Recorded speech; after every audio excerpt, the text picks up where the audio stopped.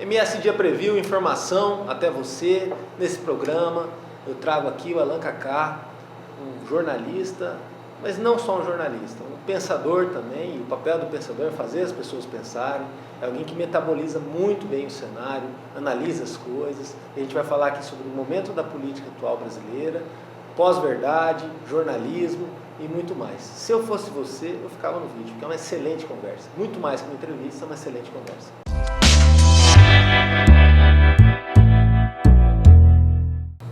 Obrigado, você é um amigo, não chamo nem de entrevista isso aqui, porque é um prazer falar com você, sempre foi mesmo. E trazer a possibilidade de uma conversa que ela vai ser compartilhada com todo mundo que acompanha o programa, para mim é uma honra, é um dos motivos do programa existir. É trazer gente como você, gente inteligente.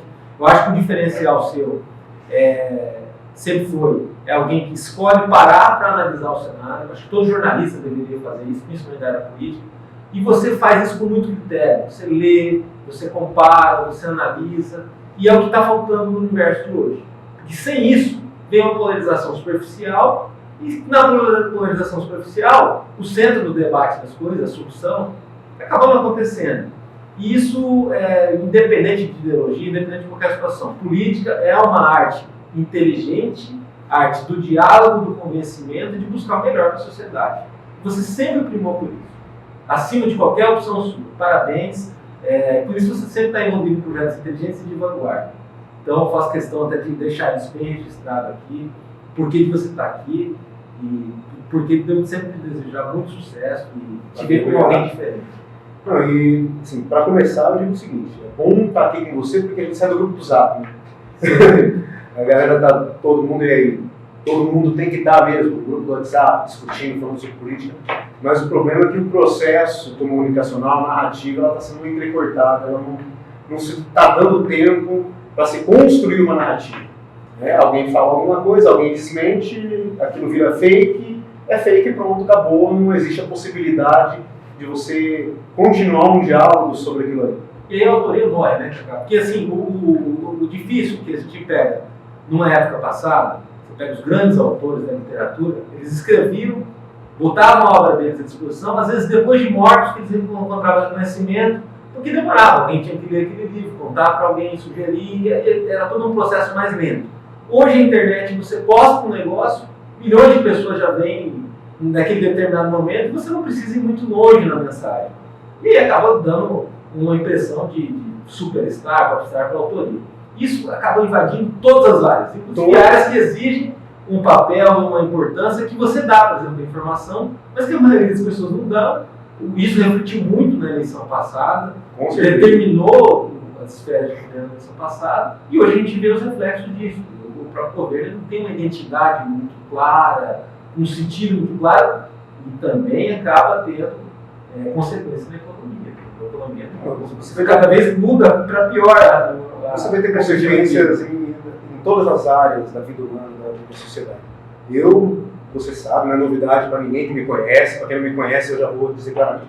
Eu sou um cara que a minha formação é toda na esquerda, né? Mas isso não quer dizer que eu não estudei a direita e que eu não entenda e não leia.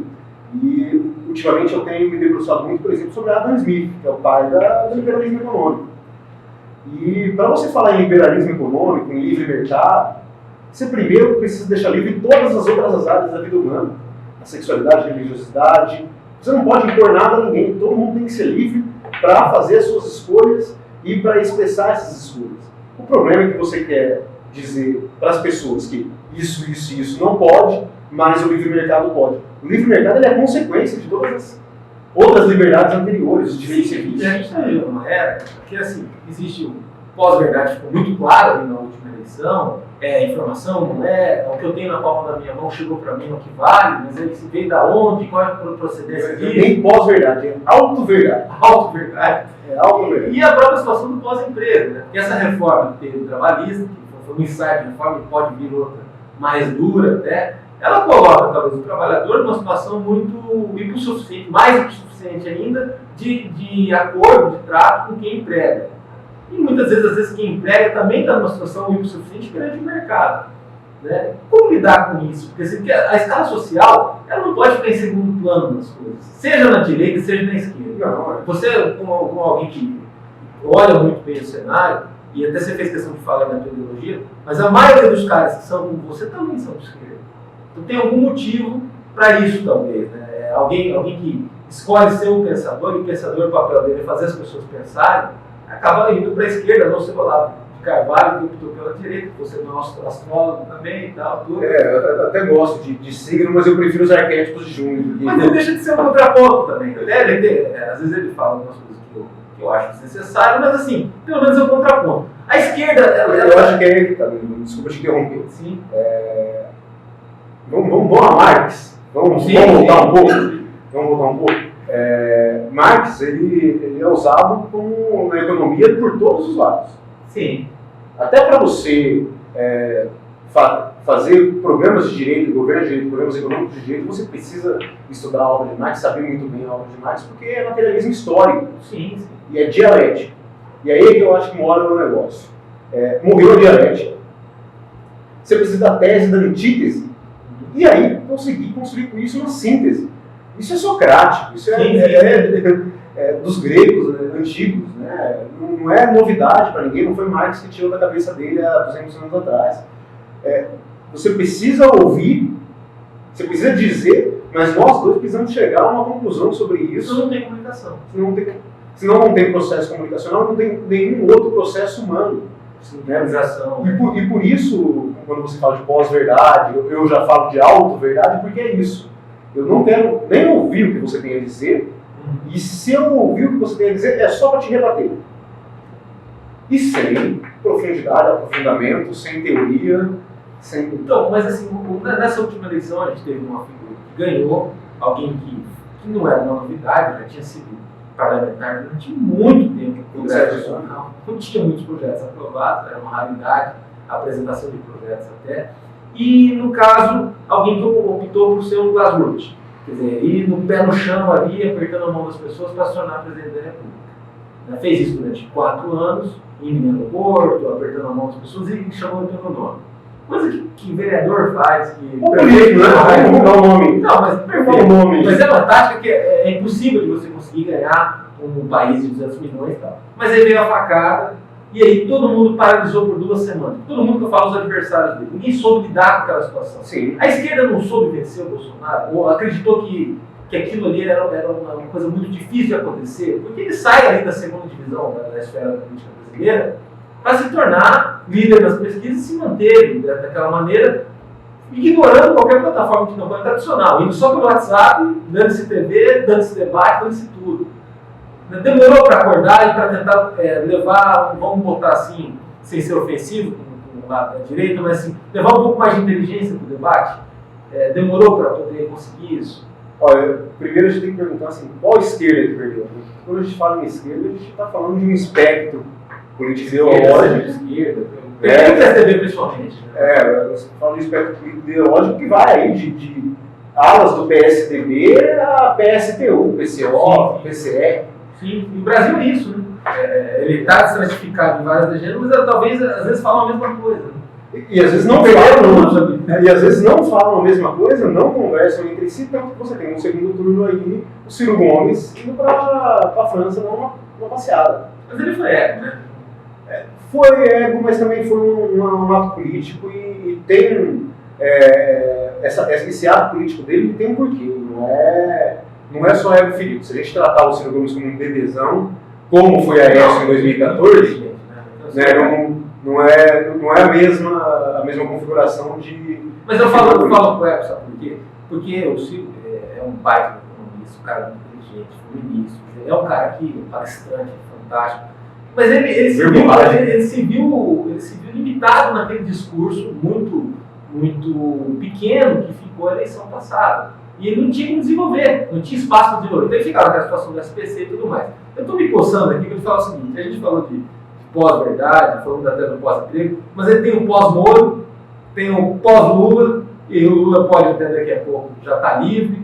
Como que fica a política nacional para os próximos anos? Tem eleições municipais aí, e os dados estão rolando, porque o PSL, que é um partido recriado ontem, vamos botar assim, ele tem muito pouco tempo para ganhar envergadura e força, até está fazendo isso a galope, mas assim, falta plataforma ideológica para ele, coisa que o PT e o PSDB tem, Mas aí é uma questão de reconquistar o público, é como aquela coisa de ganhar ex-mulher, né? E qual que é o cenário que você vê, mais ou menos? Cara, é 60, agora você jogou uma bomba.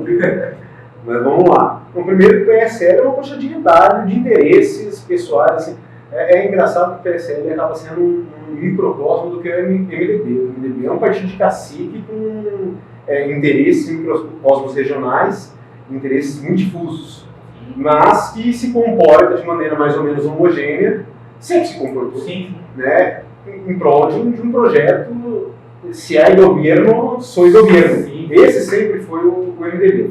Né? Mesmo quando ele era fisiológico, né? Às vezes com um pouco mais de classe, às vezes com um pouco mais de até sentido e propósito. E um partido importantíssimo para a democracia brasileira. Isso não pode ser deixado, né, de lado. Né? Pelo tamanho não tem como não ser fisiológico. Né? Também tem essa questão. Também tem isso. Pelo tamanho não tem como não ser fisiológico nem hegemônico. Sim.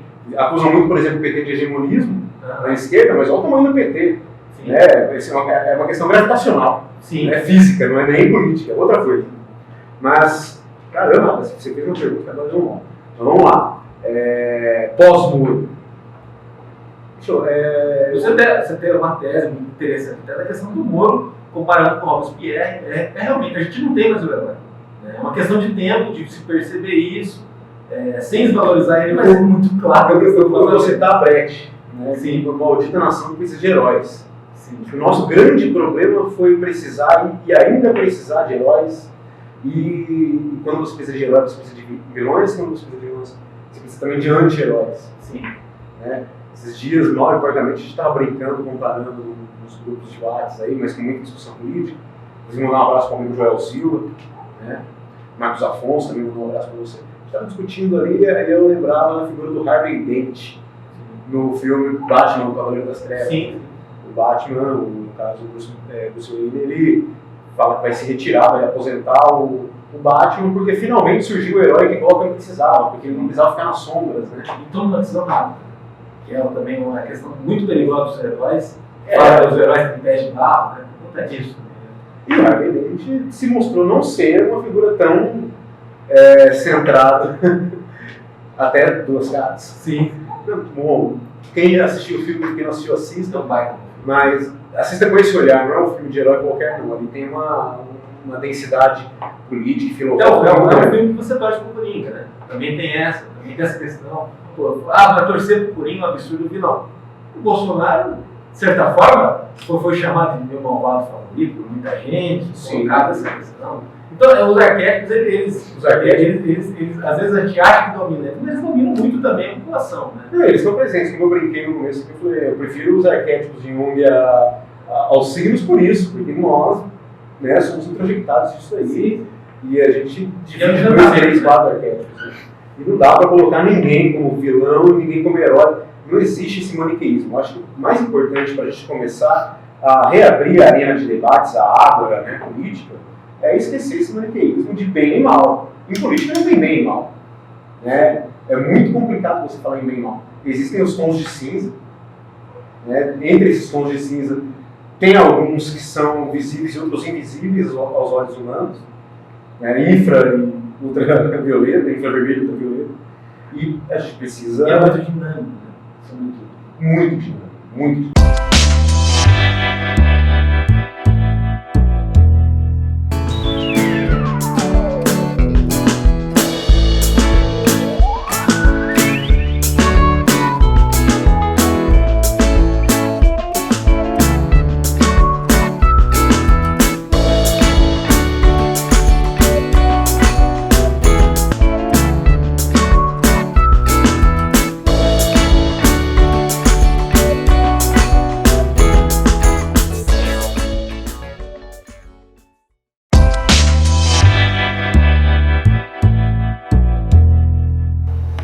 Agora, eu sou um aficionado por estratégia, por isso que eu adoro ver final de qualquer coisa.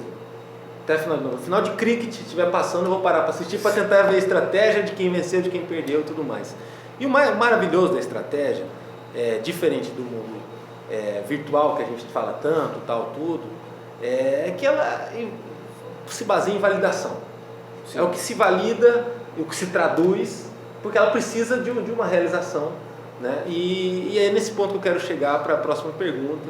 O ex-presidente Luiz Inácio Lula da Silva, gostem ou não, eu não votei nele, mas é um sujeito que ele foi sindicalista, é um sujeito que tinha limitações de aprendizado, porque teve pouca oportunidade na vida. Depois ele se validou como uma liderança nacional, da política nacional. Ele fez o partido que ele participava ser o maior partido do Brasil. Ele demorou para chegar à presidência da República, perdeu 2 vezes. Na segunda vez, inclusive, o partido dele fez uma questão de uma carta, fazendo várias reconsiderações, dizendo naquilo que carta aos brasileiros. A partir dessa carta, essas reconsiderações foram praticadas e aí ele vence de uma maneira avassaladora em 2002. Tem uma posse em 2003, que é uma posse que sensibilizou o mundo, quem votou e quem não votou nele, quem ganhou com ele e quem perdeu para ele reconheceu isso. Fez 2 ciclos de governo que o Brasil talvez nunca tenha tido, pela solidez econômica, pela solidez social. Depois disso fez a substituta, e aí é claro que o substituto nunca é você. O mundo também passa por uma grande transformação nessa década que a gente está. Hoje nós estamos gravando no dia 25 de junho de 2019, e ele está hoje preso, passou por essa circunstância de uma acusação na justiça, mas também a justiça foi muito peculiar com ele, para não falar muito diferente. E ele provavelmente deve ser solto em outubro. Julgue esse habeas corpus antes do recesso ou depois do recesso, se não emendarem com requinte de crueldade o sítio com triplex. 25 parece que entra hoje. Deveria entrar hoje, mas não vai. Não vai? Já? Não vai, é certo. A defesa está impedido, vai para depois do recesso para agosto, mas ele em outubro ele sai pela progressão da pena. Só não sai se emendarem os 2 processos do sítio e do triplex, que para ele ficaria muito claro uma celeridade diferente de qualquer outro réu do país. Fica mais claro. Fica mais claro. Como lidar com essa situação? Porque a gente não está falando de qualquer homem, não está falando de qualquer político. Independente daquilo que se atribui a ele, com relação a que ele possa ter errado ou não, ele é uma figura muito grande na história brasileira. Alguém que solto, podendo falar, alguém que se expressa muito bem, alguém que é um sedutor da política. Seria muito difícil vencer o Lula num debate, provavelmente, se o Bolsonaro estivesse ali no mano a mano. Como que fica a realidade brasileira depois disso? O Bolsonaro saberia lidar com o Lula solto? Como fica a situação do Moro, por exemplo? É foda, desculpa até a palavra, mas sim, porque é isso mesmo. É difícil você falar em política com C, né? Se isso tivesse acontecido... Mas é um C que está para acontecer, mas o outubro está aí. Então, tá para acontecer, eu acho que a principal questão é essa. A minha impressão, sinceramente, é que o homem não vai ser solto. E é um preso político, se isso acontecer. Eu tenho dito isso, que é isso que aconteceu com ele realmente, muito antes dessas revelações. E aí vamos deixar claro uma coisa, né? Eu queria pontuar, eu sou jornalista, você é jornalista, acredito que tanto eu quanto você, tendo em mãos uma fonte documental, não importa a maneira como essa fonte documental foi obtida, mas entregue em nossas mãos uma fonte documental como foi entregue ao Intercept, você divulgaria, eu divulgaria. Sim. Até para que a população pudesse analisar, foi colocado numa arena enorme de debate para se validar. O próprio Moro tem hora que confirma coisas daquela conversa, tem hora que ele desconfirma, tem hora que ele pede desculpa pelo que ele disse que não falou. Exato. Então, assim, na verdade, o que não dá para chamar a situação do Lula de sui generis. Ela não é diferente da situação da maioria dos meninos negros que estão presos hoje em dia. A real é essa. A real é que se planta provas, se constrói provas, o Ministério Público e os juízes, eles combinam o jogo mesmo, né? E as defesas não conseguem ultrapassar essa barreira desse jogo já pré-determinado entre essas 2 instituições aí que não deveriam jogar juntas. Mas isso acontece todos os dias. Ficou na conta dele toda a corrupção do Brasil? O símbolo, né? O signo, acho que mais importante do que... Mas aí matou também a credibilidade do brasileiro na política. E aí a gente tem esse resultado. E talvez tenha sido essa a intenção. Né?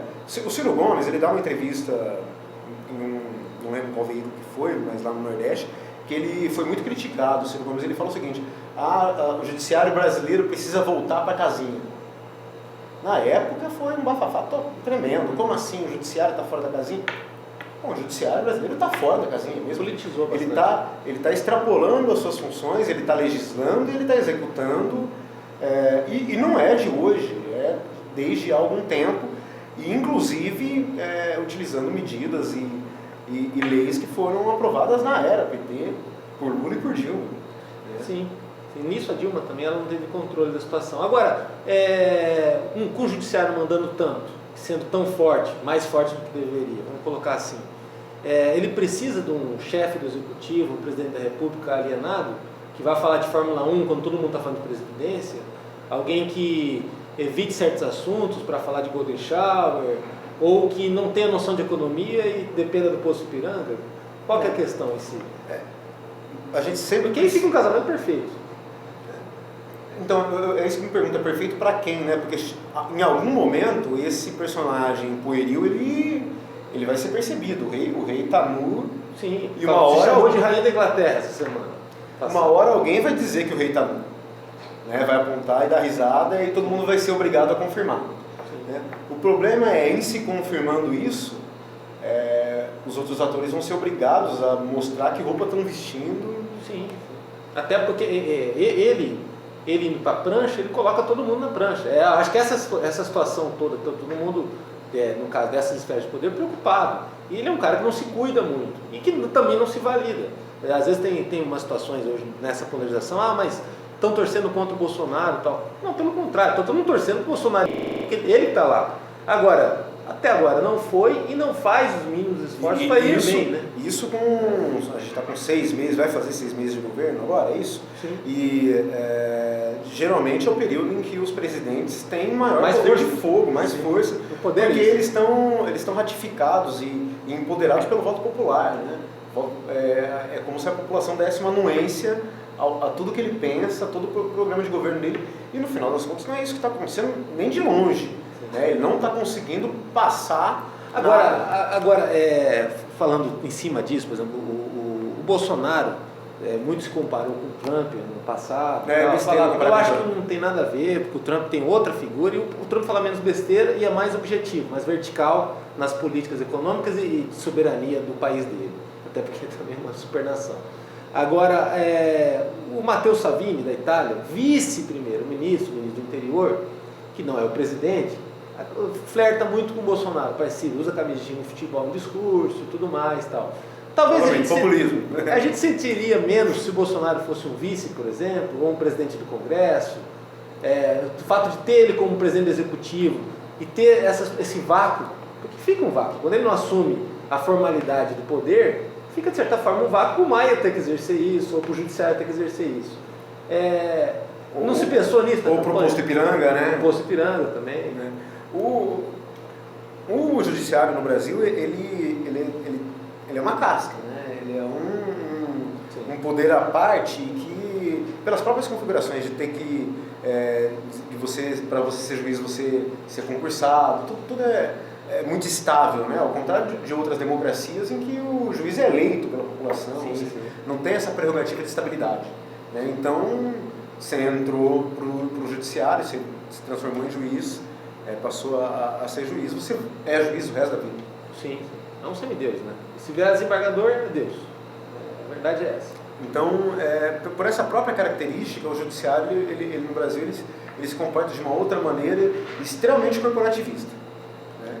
O legislativo brasileiro, que no final das contas, o presidente do Congresso pode travar ou destravar, e aí vide a história da Dilma e vide agora o que está acontecendo. O momento histórico, em que pese todas as diferenças, o momento histórico é muito parecido com o que aconteceu com a Dilma ali no meio de 2015 até o impeachment. Mostra que a gente está patinando, não sai do lugar, por isso que a crise ela se estende bastante. Embora queiram gritar que a crise acabou, a previsão do PIB é péssima e a geração de emprego, qualidade de emprego, pelo menos é muito ruim. Danilo, eu não gosto de fazer futurologia, mas assim, se as pessoas perceberem o que realmente está acontecendo na economia, não é que vai acontecer, o que está acontecendo na economia, se as pessoas realmente perceberem que é assustador, as pessoas deveriam estar na rua.